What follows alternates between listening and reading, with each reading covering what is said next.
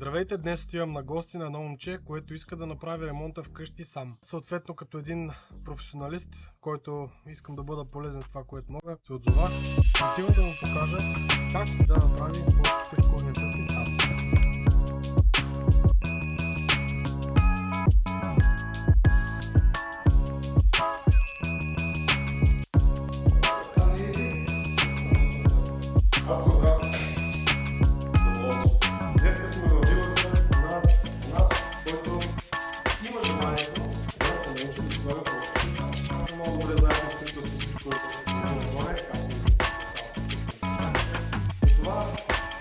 Трябва да може да има някакви базови движения, които да поддържат движещите. Точно това е идеята на днешното видео. Ако искате да придобие базови умения, това е да се направи достатъчно.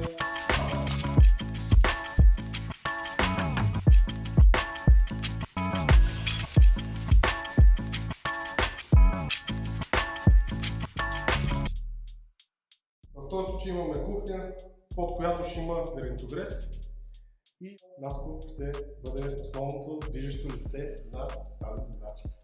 Чакай да го монтираме по хаоса и монтираме.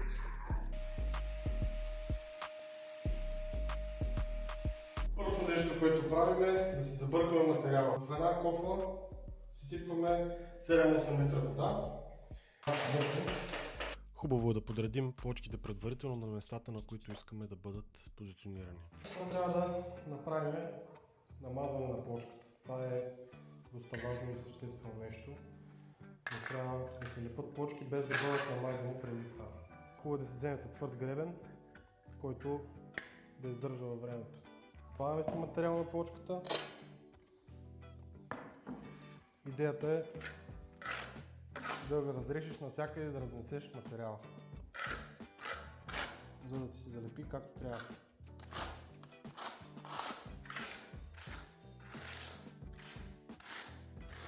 А зъбците колко са? В този случай са 1 см. Но той е променлива величина, понеже когато наклониш гребена малко по-надолу, става по-малко. Ако гребенът е на 90 градуса, минаваш, тогава е единствено 1 см. Ние ще сложим сантиметър на плочката и сантиметър на пода. Сега, понеже сме си го размерили, тук предварително нанасяме и на земята материал, след което поставяме плочката, която намазахме.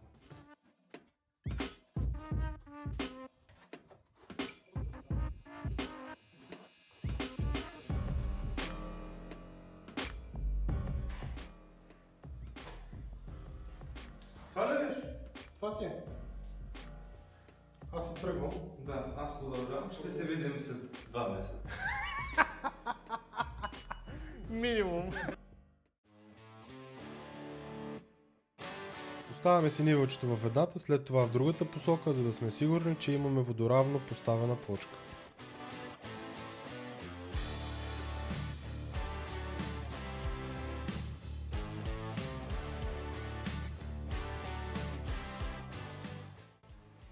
Аз сега ще покажа защо се маже и плочката, и пода. Тук е една плочка, която имаме. Намазваме само на пода. Слагаме плочката. Правим така лекичко. Да отлепяме, за да видим колко се е залепило. Откъде се е запил перфектно? Не е перфектно. Защо? Защото тук по средата имаш коловози. Сега нанасяме на залепило.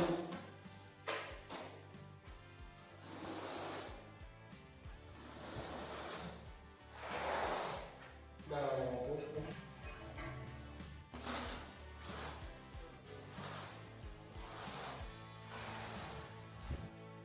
Ето ти плочката, която е намазана.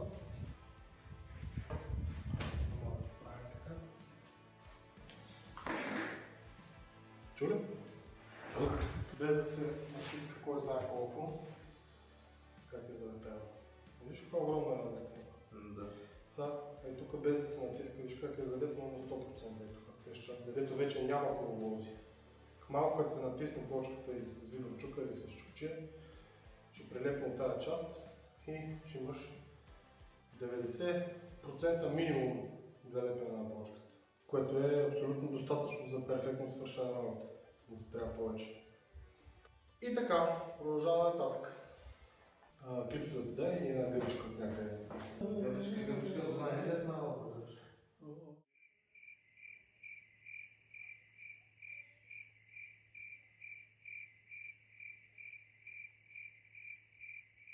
Атанас Кателиев, айде!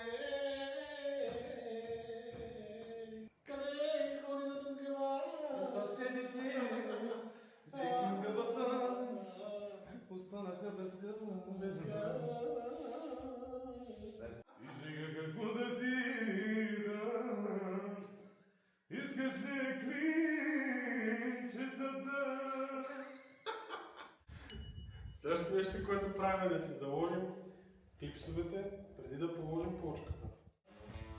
Нищо кой знае какво сложно няма. Слага се да по този начин чедо, натиска се леко. Плочката си много грабване, ще имаш много ядо с тях. Ще си иззема ефтините, ясен си.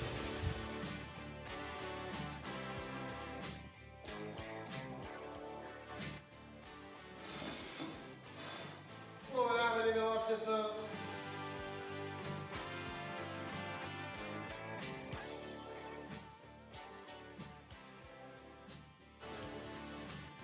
Така е.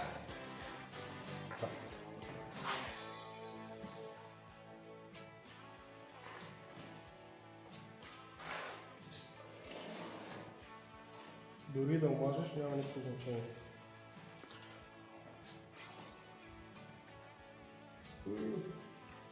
Мога да инвестирате също, ако искаш да намесиш така.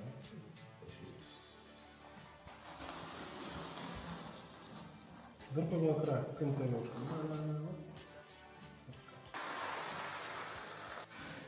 Next.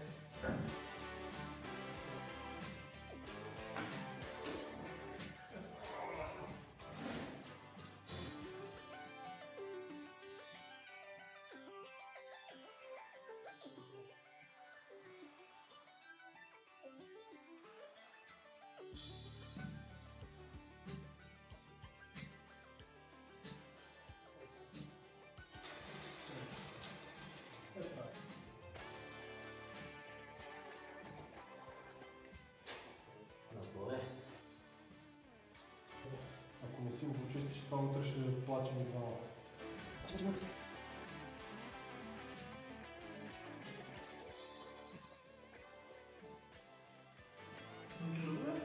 Супер! Идеално!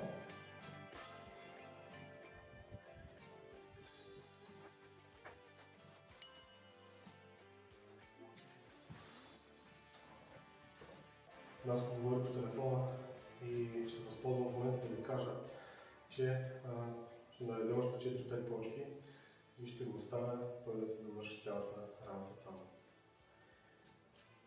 Може да се справи.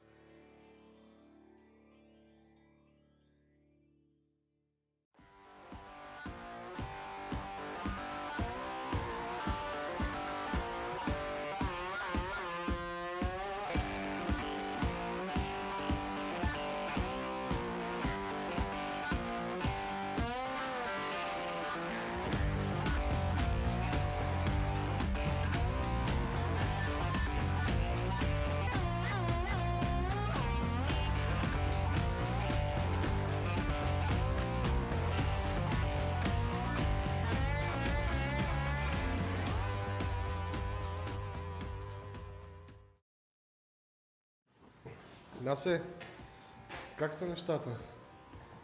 Вчера като оставих тук да довършиш. Знаеш колко се стърна? Ти си тръгна в 3, аз тръгнах в 1. Нощеска? Да. Дори че се нощеска. Какво стана? Беше причина за това нещо. Като за първи път или свършваш бързо, или свършваш много бавно. Ама виждам, че си ги направил. Amazing! Колко това така в последните две почки? Твоето професионално мнение.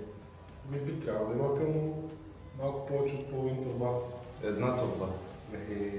Една турба материал за две плочки имам. Аз мисля, че от тук натам ще се справиш все по-добре. Разбира се. Защото то човек като види зор и като му се наложи да инвестира малко повече време, за да му схване цаката, Да. всеки следващ път все по-лесно. След като сме завършили площадката с залепянето и както виждате доста сме се постарали да го клепаме навсякъде, трябва да се справим още на следващия ден с тези неща, защото колкото повече изсъхва лепилото, толкова по-трудно става за чистене. Затова пристъпваме към махане на тези клипчета и клинчета. След това почистваме фугите, подготвяме за фугиране, измиваме плочките и започваме да фугираме. По елементарен начин се чупят тези клинчета, не срещу или зад, ами отстрани, отляво или отдясно, за да може да изсвърчи по този начин. Много хора се притесняват, някои от тях остават няколко дена тези клипчета, хубаво да е съхнело, след това не могат да ги махнат.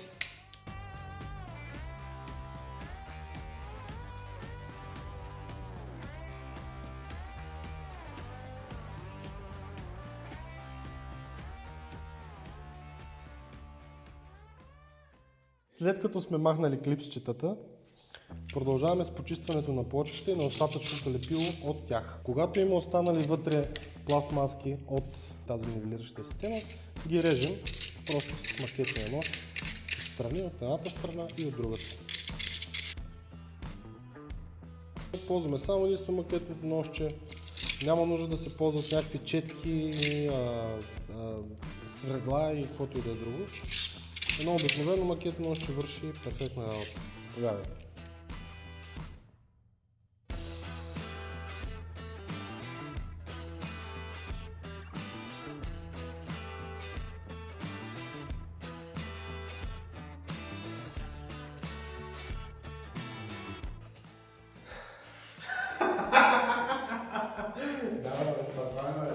След като почистихме пода, ни остана да сложим цоклите на двете стени, които се налагат. И след това ще фугираме всичко наведнъж. Нас са избрали грапови плочки, успехме пожелавам с почистването след това. Окей, айде да почваме. Айде!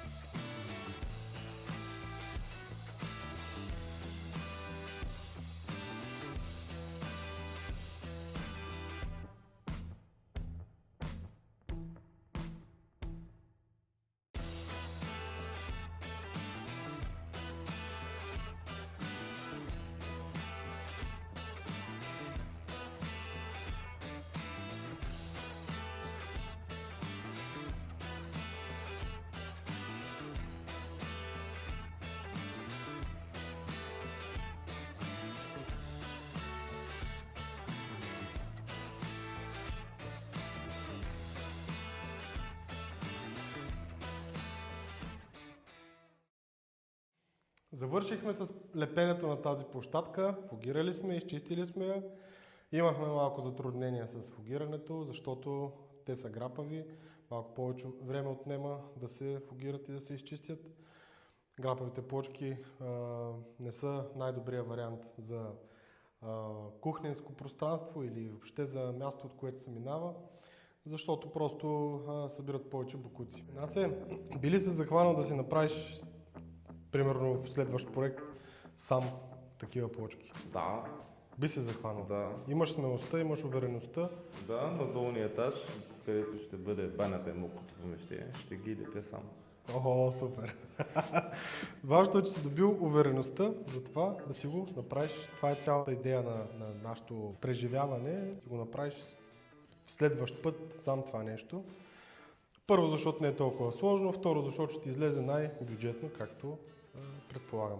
Ударете по една камбанка, ако това, което правя, ви харесва, за да може да се развива канала, а аз да мога да бъда полезен на все повече хора, собственици на жилище, които са тръгнали да си правят ремонт. Смятам, че опита и съветите, които мога да дам на всеки един човек, тръгнал да прави ремонтите си сам, ще бъдат доста ценни и ще го въодушевят, така че да поеме риска и да прояви смелост да си направи ремонта собственоръчно. Скоро ще ви покажа с какви машини работя и какви машини да ползвате, когато правите ремонта си у дома.